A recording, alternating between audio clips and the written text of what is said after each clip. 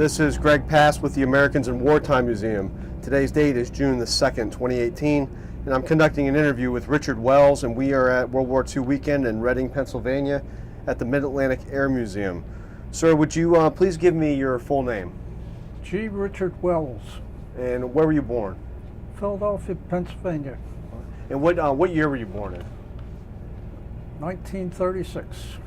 And so we had a brief chat outside earlier. Tell us about your childhood and how it related to World War II.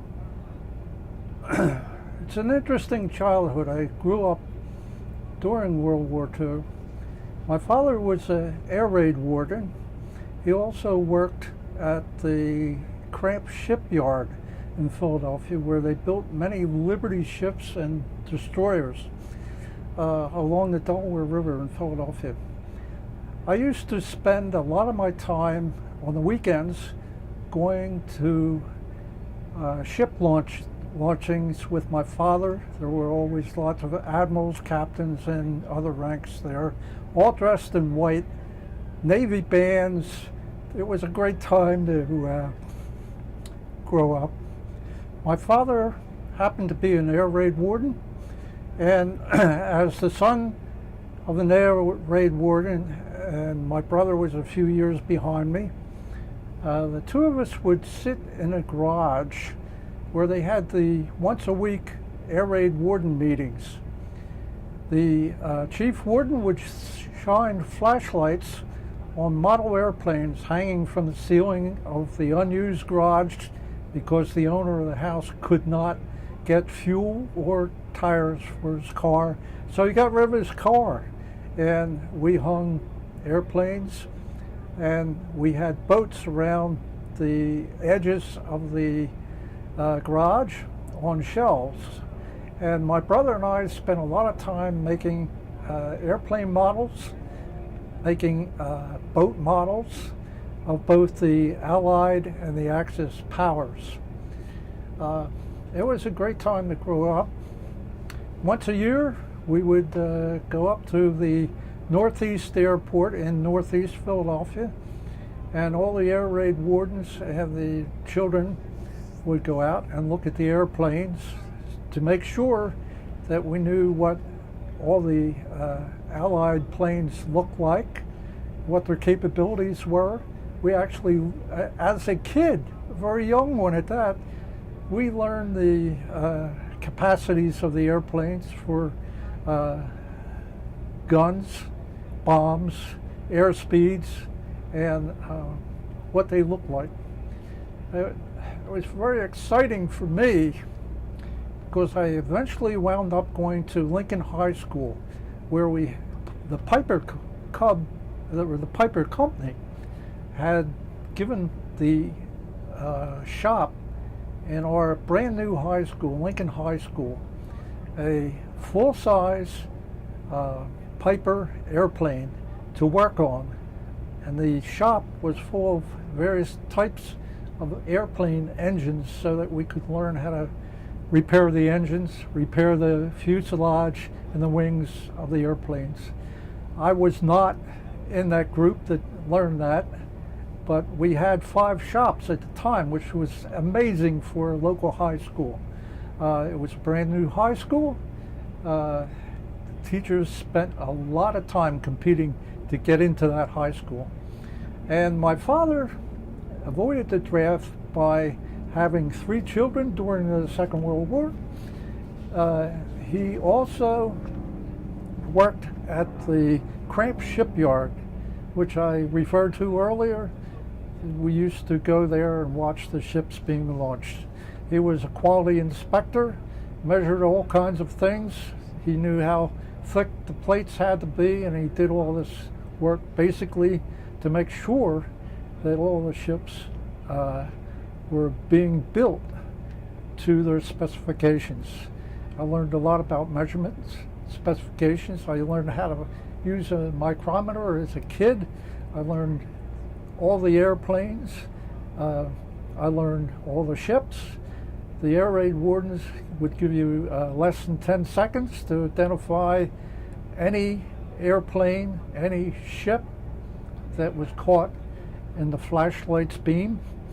And as a kid, I thought I was pretty fast at the identification. And so was my brother. We were both very quick.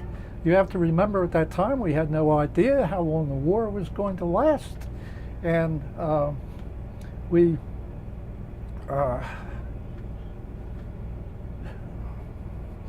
were being prepared for outlooks, identification of German submarines off our coast. There were watchtowers, which we knew about as a kid, down by the shore, about 60 miles away, up and down the East Coast.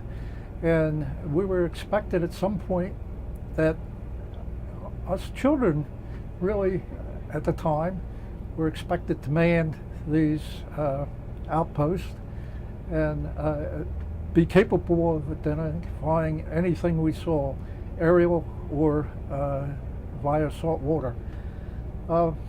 Later on, when I got older, I joined a anti-aircraft gun unit that was in our town, Springfield, Pennsylvania, in Delaware County. And by the time I was finished basic, our guns had been changed out. Hold on just one second. Let me cut you off real quick. I want to take you back to your father before we move on to this next stage of your life. Okay. So keeping in mind that a lot of people watching this video might not know a lot about World War II history, what exactly is an air raid warden and what were their duties? Can you explain that, what your father did? Okay. The air raid wardens during the Second World War patrolled the streets and made sure that all the black shades were drawn so that the enemy could not see light on the ground. All the street lamps were turned out if there was an air raid. At that time also we searched for airplanes with high-powered searchlights. The airplanes had a ceiling height of approximately 35,000 feet, and the very powerful searchlights were able to seek these planes out. We also had conical earphone listening devices, which two men manned on a rotary apparatus, which was portable and could be towed anywhere by a jeep. And they listened for the airplane engines, bombers, fighter planes, whatever was coming in. They could also, when they were down the beach with these very powerful amplifiers, listen for surface boats. And we were, as kids, we were well aware of all this. So the warden position, was that an appointed position? Was it paid, volunteer? How did that work? It was volunteer, and as children of the air raid wardens, we were also volunteered. Although I have to admit that I was a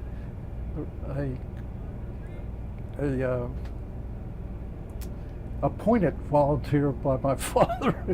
I don't think I had a choice, and neither did my brother. We were going to learn this, and we did. Okay, so you entered into military service yourself.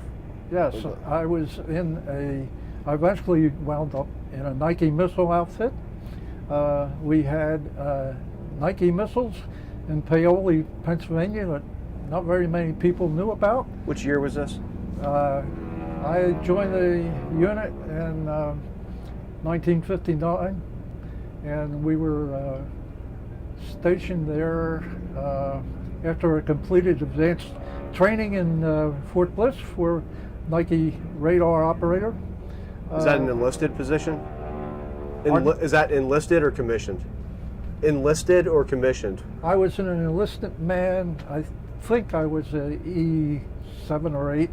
I had been working for the telephone company, and the entire system except for the rocket propulsion motor was designed by Bell Labs. I was very familiar with Bell Labs documentation of systems, and I just fell into the right job at the right time, and I got access. I had top secret clearance.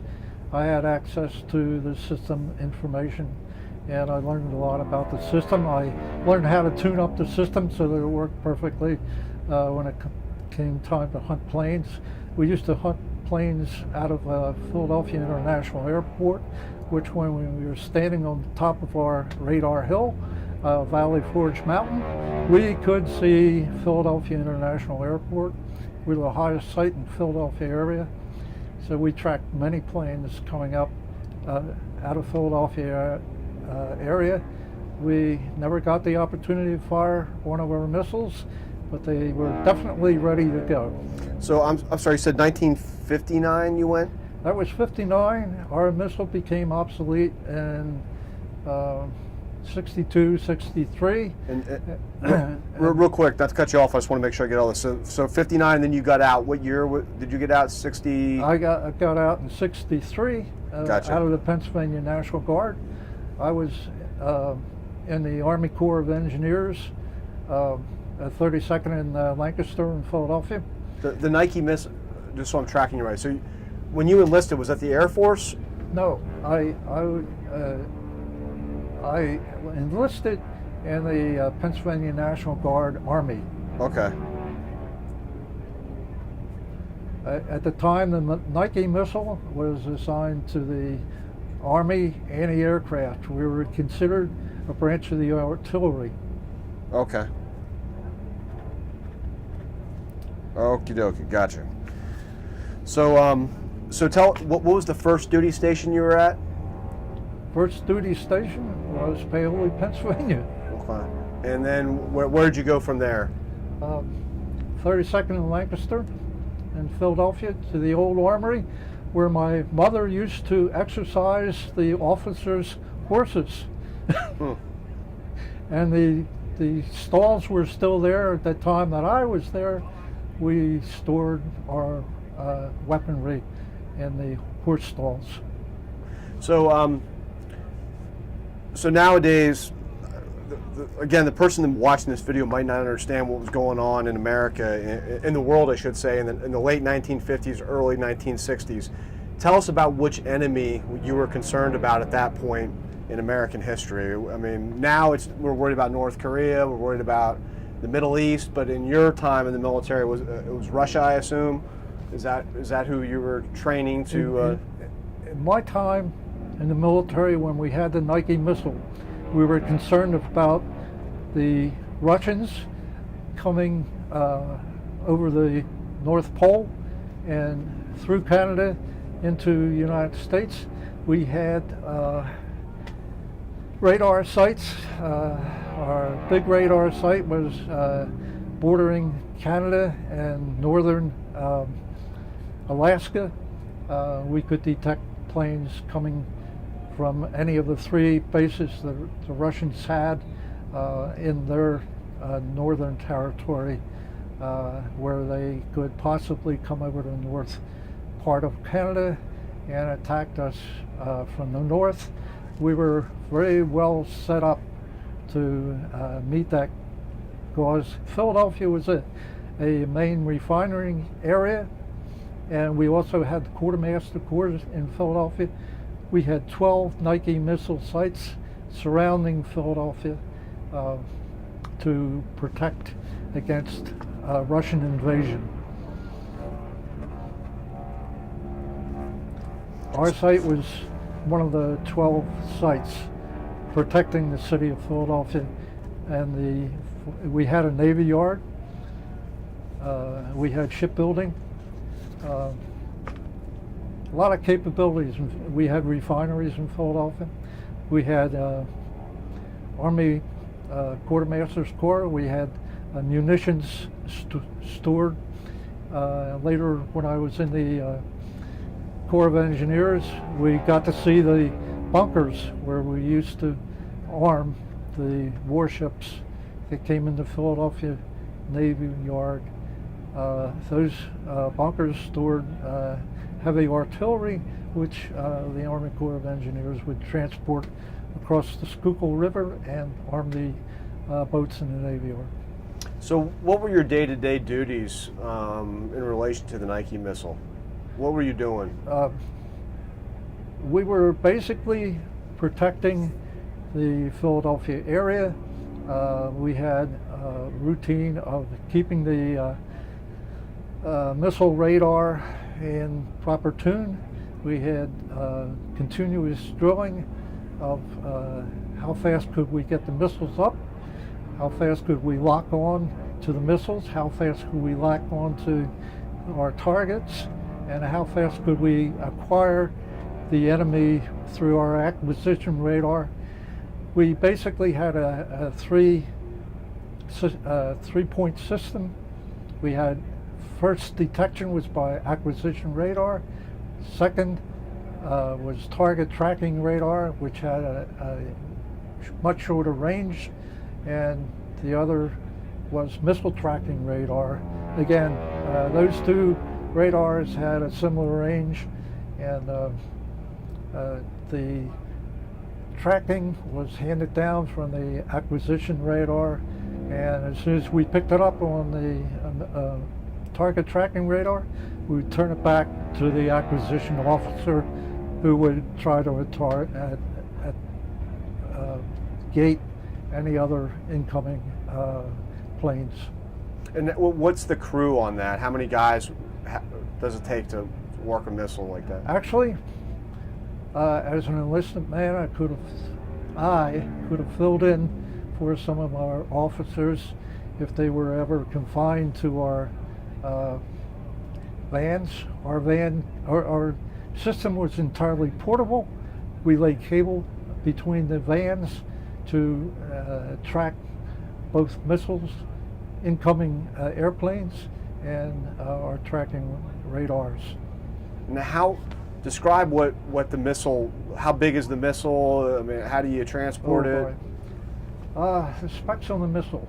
Our missile was approximately 33 feet long, if I could read, 33 to 37 feet long. I'm not sure I remember that exactly. The missile we initially had was the Ajax Missile, the first high-speed missile we had in the United States. It had a burn time that was very, very short. It could easily reach 55,000 feet I'm going to say a few seconds. It was extremely fast, and we could track it extremely fast and control it. If we had to abort our mission, we had 6 seconds to abort. So we had to be very fast. And so did you do that throughout your time? Did you work the Nike missile throughout the whole time you were in the National Guard? No. I was 3 years missile and 3 years Army Corps of Engineers. Okay. The Army treated the missiles as artillery, so we were a artillery unit. Later, a lot of the missile work that was long-range missiles, defensive missiles, was transferred to the Air Force. So, do you have grandkids? No, my wife and I had no children. So, this video here, we're going to give you a copy, and we'll give you another copy if you want to send it to the Library of Congress. So somebody might stumble upon this video years from now. What would you want somebody to know about your military service? Well, as a civilian child, I feel I participated in the defense of the nation. And as an older young adult, I joined the Pennsylvania National Guard. I also had a full-time job, and I was going to Temple University to study electrical engineering. I became a network engineer for the telephone company. That's why I felt so comfortable in the Bell Labs designed Nike missile system. And I was very disappointed when we were not designated as one of the Hercules sites. The Hercules was a missile that was put together and could carry a Nike nuclear warhead, and it was faster than our Nike Ajax, which was very fast, but it was 4 booster units from the original design, which were put together into the Nike Herc booster. And the Nike Herc had a different radar system. It could go above the airplanes and come down on top of the target. And because of that, the Hercules had a surface-to-surface missile system, and fired from Philadelphia. We were only 60 miles from the sea, so we could hit a submarine if we had a pretty good lock on as to where it was exactly. And that's what, as a child, I was trained to do. I knew the azimuth for artillery. I was taught to be an observer. And I don't know if I caught your dad's name. What was your dad's name? His name was George R. Wells. And my father grew up as a farmer. He could do darn near anything. And he was interested in radios. And then he got me to the same interest. And there was a fellow, a ham operator that lived a few doors down. And I used to go into his radio shack at night and listen to the ships at sea after 12 o'clock as a teenager. Yeah, that's something. That was my entertainment. Interesting. I could hear him initially. He had such a powerful station that it overloaded our radio just on the harmonics that he was broadcasting. He was broadcasting at 1,000 watts, which was maximum power for amateur radios at the time. So I therefore got the opportunity to study amateur radio. Never became an amateur radio operator because I wound up in engineering, had too many other diversions. Well, thank you for coming in and tell us about your father and also your military service. Thank you, sir. Appreciate it. I do.